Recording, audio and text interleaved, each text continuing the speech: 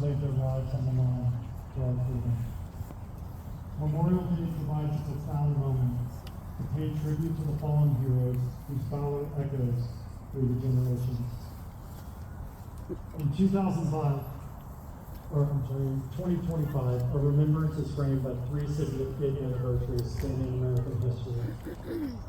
The 250th anniversary of the American Revolution's beginning at Lexington and Concord, the 80th anniversary of our World War II victory, and the 50th anniversary of the Vietnam War's conclusion. Each represents a chapter in the story of American sacrifice that binds us together and prompts us to reflect on the price of liberty. In 1775, ordinary citizens, farmers, merchants, and tradesmen took up arms against a formidable empire to secure the right to self-governance and to promote the revolutionary idea that all men are created equal, endowed with unalienable rights. An estimated 70,000 patriots were killed in action or died from disease or the harsh conditions throughout the 13 colonies.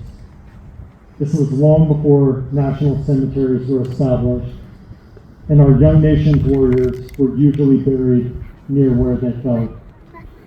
One of them was Oliver Barrett, a tradesman living in Westford, Massachusetts, with his wife and 7 children. As a 49-year-old Minuteman, he answered the alarm to report to Lexington Green on April 19th and experienced the shot heard around the world that began the war. He continued as a militiaman until his 51st birthday when he joined the Continental Army in 1777. 9 months later, he was killed at the Battle of Saratoga while helping turn the tide of the fledgling American Revolution. At Saratoga National Cemetery, Private Barrett's legacy is commemorated with a memorial headstone that NCA provided in 2022 after his 5th great-granddaughter requested recognition for her ancestor's sacrifice. He is also one of more than 10 million veterans memorialized on our Veteran Legacy Memorial website. BLM is the way NCA uses modern technology to keep alive the legacies of veterans resting in our national cemeteries. You can access NCA online memorial at va.gov/remember. This page includes photos from the 2022 dedication ceremony for his memorial marker. Private Barrett and his fellow patriots enabled the colonies to become the United States of America and set the new country on a path to emerge as a global force. After more than a century and a half of growth, our country became embroiled in the Second World War. More than 405,000 American service members lost their lives in the war.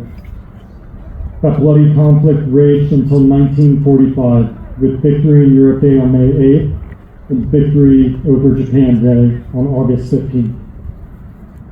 This year, we commemorate the 80th anniversary of our victory in World War II, and we honor those who won the war. William Caddy was a teenager fighting on Iwo Jima with the 5th Marine Division, which was engaged in brutal combat against entrenched enemy forces. He was just 19 years old when he willingly sacrificed his own life to save others. On March 3rd, 1945, Private First Class Caddy was in a rifle pit with his platoon leader and platoon sergeant repelling a grenade attack.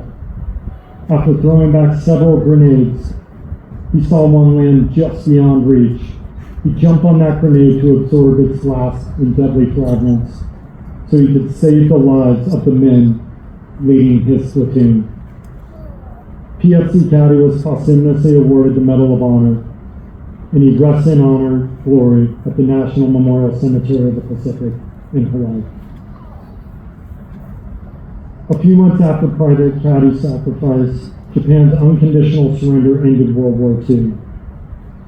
But 2 more wars followed quickly in Asia, requiring service and sacrifice from many more Americans.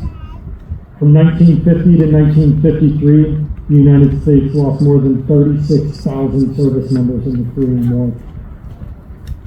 Within the next decade, tensions in Vietnam drew more and more U.S. involvement, and the Vietnam War became our nation's longest at the time. We lost more than 58,000 service members in Vietnam, including Candelario Garcia of the Army's 1st Infantry Division. He was killed in Lai Kay when his reconnaissance patrol was ambushed by a larger enemy force. With his platoon leader wounded, 24-year-old Sergeant Garcia took charge, leading his men through intense fire to rescue his comrades. He eliminated 2 enemy machine gun positions, enabling his unit to advance, but was mortally wounded in the process. Sergeant Candelario Garcia was laid to rest at Dallas-Fort Worth National Cemetery, and he was awarded the Medal of Honor posthumously. His BLM page includes photos and tributes from fellow veterans, with one of them saying, "Candy was a unique character, but was no ordinary soldier. It was my honor to have known such a brave man." You can also post to Sergeant Garcia's memorial page, again by going to va.gov/remember.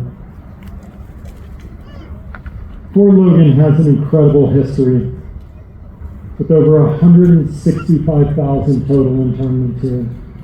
And of those, over 108,000 are veterans. Included in that number are 2 Medal of Honor recipients, Major William Adams and First Sergeant Maximo Yades, both killed in action during the Vietnam War. Additionally, Colonel Fitzroy Newsom, graduate of the Tuskegee Pilot Training Program in 1943, veteran of World War II and member of the Colorado Aviation Hall of Fame. John Warita, a Navajo code talker in the Pacific Theater during World War II. And Dorothy L. Starbuck. She commissioned in the Women's Army Auxiliary Corps in 1942, served overseas, assigned to the London headquarters of General Eisenhower, and then following World War II, she began her work as a civil servant for the Veterans Administration. She was appointed as the Chief Benefits Director of the VA in 1977, the first female to hold that position. And last but not least, my classmate and graduate of Columbine High School, class of 2002, Marine Corps Lance Corporal Gregory Run, killed in action on December 11, 2004 in Anbar Province, Iraq. I want to thank the staff here at Fort Logan National Cemetery for the dedication they display every day of the year. Regardless of weather, these devoted NCA team members come to this hallowed ground to make sure veterans are properly honored and memorialized. In all of the 156 VA national cemeteries, our teams provide final honors and dignified final resting places for our veterans, and they deserve our gratitude for serving our veterans as well as they do. So thank you. Yeah, we can give them a round of applause. They do a great job here and everywhere.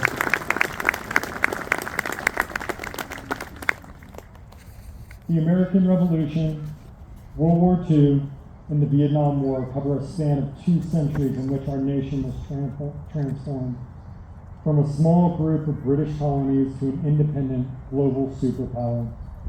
Yet these significant events are united by a common thread: the willingness of Americans to lay down their lives for American values.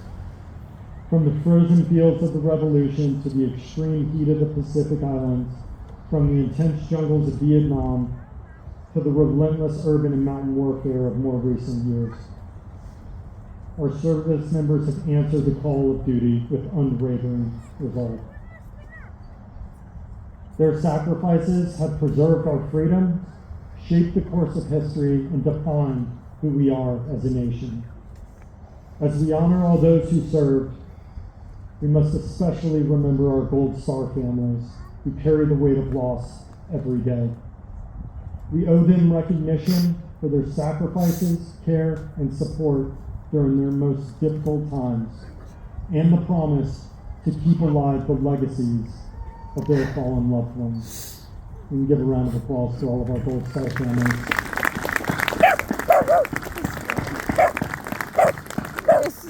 Yes. It just says yes.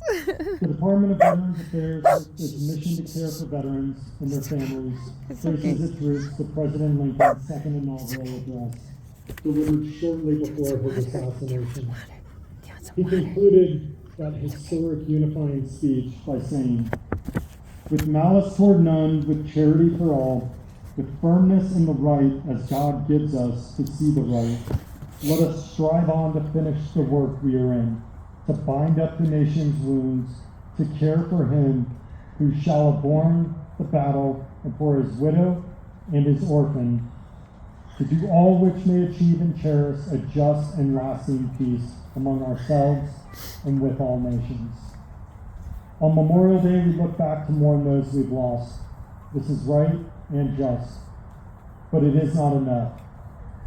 We must also look forward to honor their sacrifices by living up to the ideals they fought for, by defending the liberties they secured, and by ensuring they are never forgotten. In conclusion, I encourage you to observe the National Moment of Remembrance at 3 p.m. today, Eastern Time. Wherever you are, no matter what you're doing, please take a minute to remember all the men and women who died in service to our nation over the past 250 years. Thank you again for coming here to Fort Logan National Cemetery to honor our fallen heroes. And thank you for supporting veterans and their families. May God bless you, our service members, our veterans, in the United States of America. Amen.